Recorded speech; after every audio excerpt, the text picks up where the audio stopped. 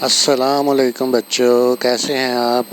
آج میں جو کہانی آپ کو سنانے جا رہا ہوں وہ ہے ایک ڈاگ کی کہانی، جس میں ایک کتیا ہے جس کا نام لوسی ہے اور اس کا ایک بہت ہی پیارا پپی جس کا نام لون ہے۔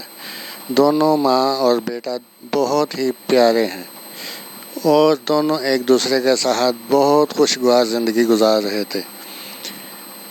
دونوں ایک دوسرے کے بغیر نہیں رہتے تھے، ایک دوسرے کے ساتھ کھیلتے، کھاتے، پیتے، سوتے، جاگتے، ایک دوسرے کے ساتھ ہنسی مذاق کرتے، دونوں ایک دوسرے کے ساتھ سیر و تفریح کے لیے جاتے اور بہت اچھی خوشگوار زندگی گزار رہے تھے۔ ایک دن وہ اسی طرح کھیل رہے تھے، کھیلتے کھیلتے انہیں بہت زیادہ بھوک کا احساس ہوا۔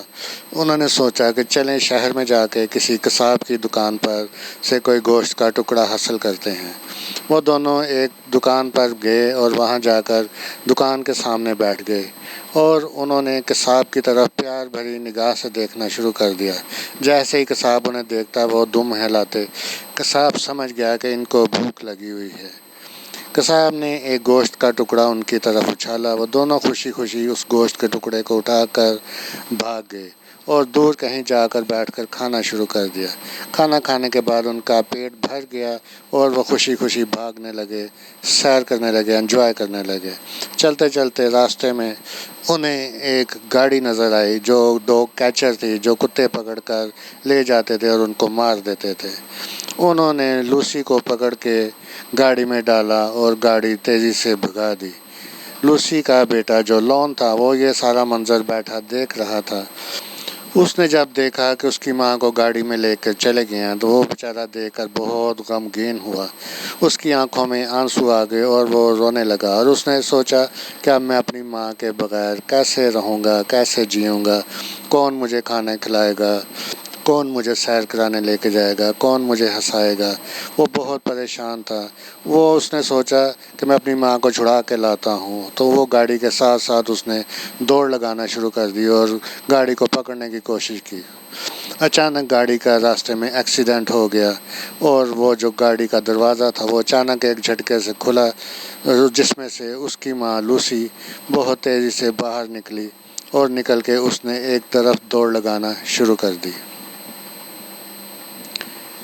اب وہ بھاگتے بھاگتے اپنے بیٹے لون کے پاس جا پہنچی تھی اور دونوں ایک طرف بھاگ کر چھپ گئے تھے۔ دونوں خوش تھے اور دیکھ رہے تھے کہ اب کیسے اس گاڑی سے بچا جائے۔ انہوں نے سوچا کہ کیوں نہ ہم یہاں سے بھاگ کر کسی ایسی جگہ پر چلے جائیں جہاں یہ ہمیں پکڑ نہ سکیں۔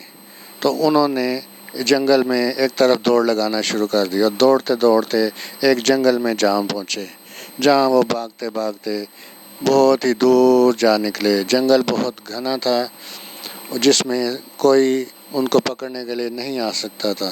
دونوں بھاگتے بھاگتے تھک گئے تھے۔ اب وہ سوچ رہے تھے کہ ہم کسی ایسی جگہ پر پناہ لیں جہاں ہمیں کوئی دیکھ نہ سکے۔ انہیں ایک غار نظر آئی۔ جنگل کے بیچوں بیچ ایک جگہ پہ غار بنی ہوئی تھی۔ وہ دونوں اس غار میں چھپ کر بیٹھ گئے۔ اب انہیں یہ احساس ہو چکا تھا کہ اب کوئی بھی انہیں نہیں پکڑ سکے گا۔